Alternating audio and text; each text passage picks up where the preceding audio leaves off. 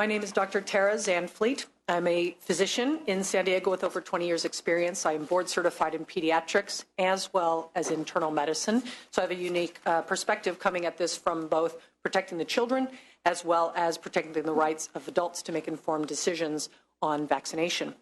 Vaccines are medical procedures just like surgeries or other medical interventions. And like all medical procedures, vaccines carry both risks and benefits. I've personally experienced both those risks as well as those benefits.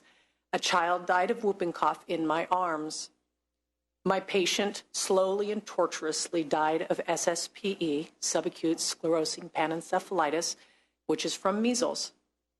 Eliminating those diseases would be fantastic. My own daughter struggled this last year to breathe because she had pertussis, even though she's fully vaccinated.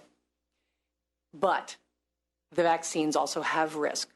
Intractable seizures in my patient caused by the pertussis vaccine. Another of my patients who died of a very rare complication of the measles vaccine.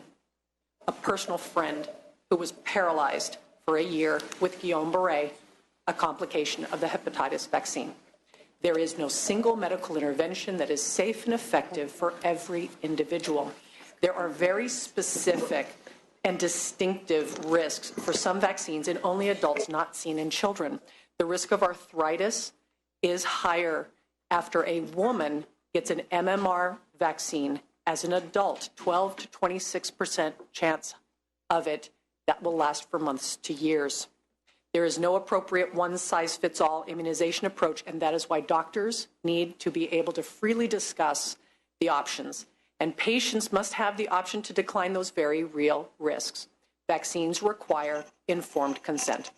We are not allowed to do any surgery or place any catheter or even discuss a person's medical record without their express permission. We are not even allowed to do the scientific studies that are needed to prove the benefits of vaccines without the informed consent of the study participants. And yet you would take this away from one group of individuals today. In addition, I am concerned about the persistent problems with some of these vaccines. They don't work the way they used to, nor the way they should. The flu shot this year effectively failed. The flu virus mutated, and they often do. Pertussis seems to be doing the same. Yet under this bill, the daycare workers would be required to undergo those medical procedures with the inherent risks. There should be an avenue for people to decline ineffective vaccines, whether it be year to year or longer term, but especially in regards to that yearly flu vaccine. Physicians who are the most exposed to contagious diseases are allowed to opt out of vaccines. I'm going to ask you to wrap up. Okay. I feel public health will be best served by having the two most qualified people, the patient and the physician, make the decisions for the individual on a case-by-case basis with informed consent. Thank you. We've exhausted the time. Please just state your name.